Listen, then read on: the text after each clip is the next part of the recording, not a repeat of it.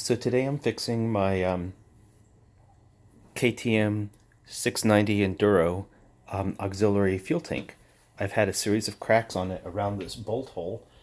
And then I had I fixed it pretty good. And then I had a couple really hard crashes here on the left side of the bike, doing some fun off-roadsy stuff. Nobody got hurt. And it cracked again. And I think this is a bad design and it's a pressure spot. I can't tell if I didn't weld it up good enough or if I just rebroke it because it's a bad design. It lasted about a year since the last time I welded it, and so it's kind of hard to tell. I have a little fish pump, low pressure, pressurizing the tank. Let's put some soapy water on it and see where the leaks are. So there are two. There's this conspicuous one here at the top, and there's another lesser one right down here. I kind of tried to circle those with a Sharpie marker.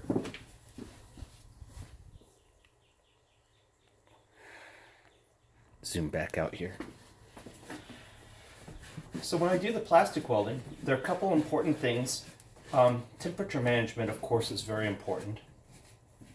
Matching the correct material is very important. And then, of course, getting the materials to properly blend in a fully melted state so that the repair is correct is also important. Temperature management's been one of the trickiest things for me after I figured out to get the correct material.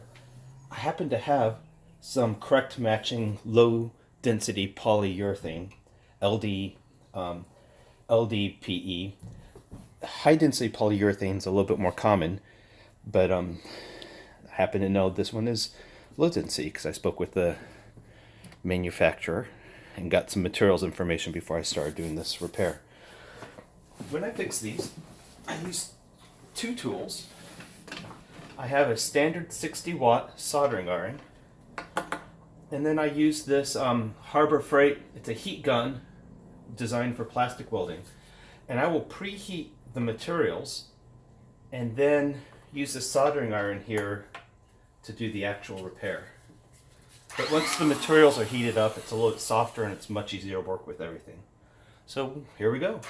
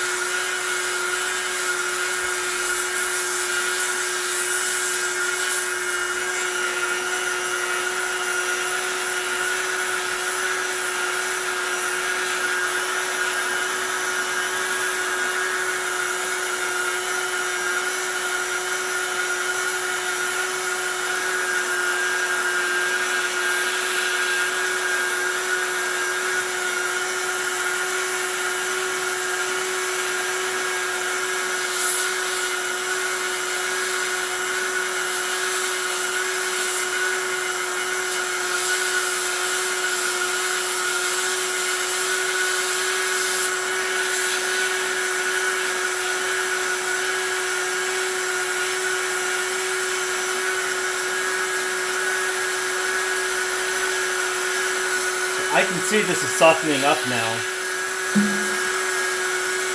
but I want it to soften up with a little bit of penetration.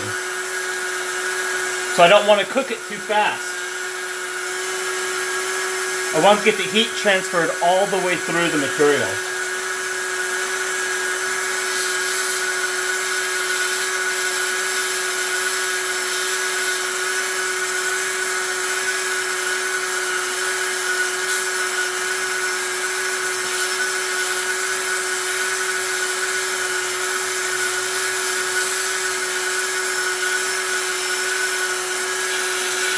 You can see as this heats up, it gets more and more transparent and floppy, which is exactly what I want.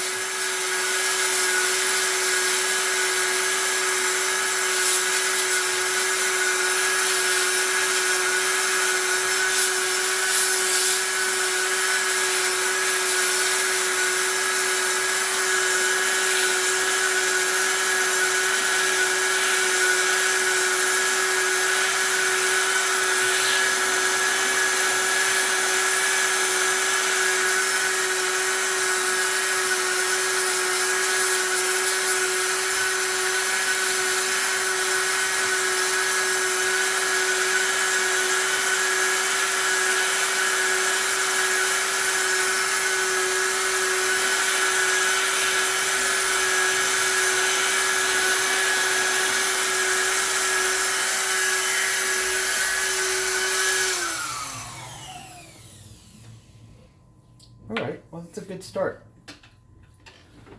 So what I'm going to do here is I'm actually just going to, I got to make my hole a little bigger. Oh. Let's depressurize it. Oh, that was actually really helpful. It's helped me see exactly where the air is coming through. Right in there. That's perfect.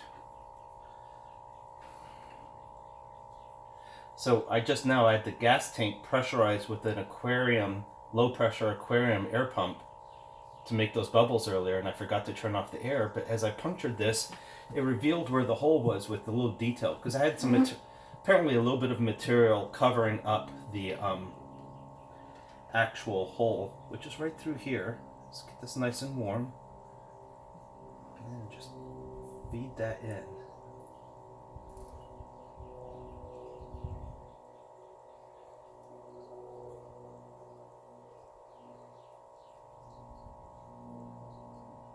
It's a little bit nerve-wracking because these gas tanks are really important to me. I like riding my motorcycle these long distances, and these gas tanks basically doubled my range from about 125 miles to almost 200 miles on a full tank of gas. When I ride, I have these 3 tanks that I use. So the discoloration indicates that a little bit of this is getting a smidgen hotter than I'd really like. You know what? This is fine. We're doing great, actually. So I want my materials here to kind of blend so that they are structurally just one.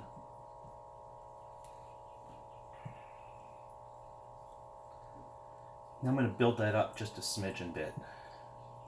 So I'm preheating my welding rod, my filler material here.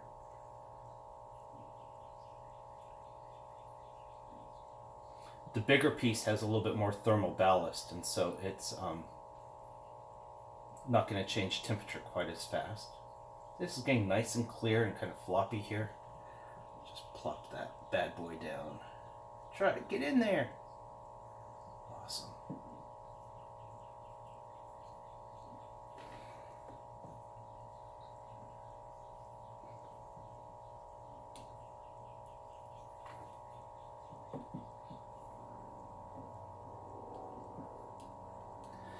Fortunately, these materials are easy to sand, easy to work with.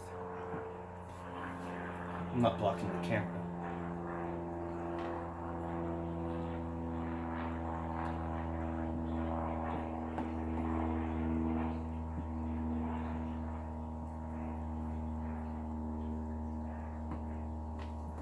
I'm just about finished here.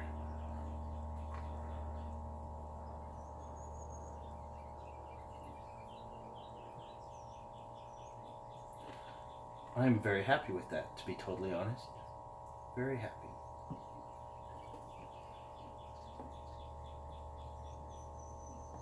Shit. I have some rubber grommets that fit here into the hole.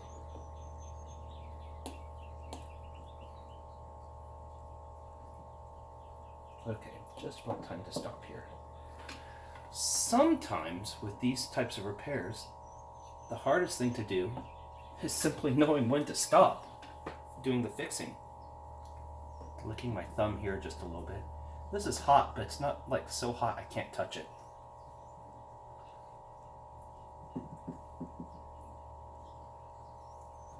Oh yeah. I'm actually super happy with that. It's right there, it's time to stop. I still need to come back and get this one, but that's a whole nother round. I'm going to pause the video and show how I do this one. So anyway, plastic welding 101.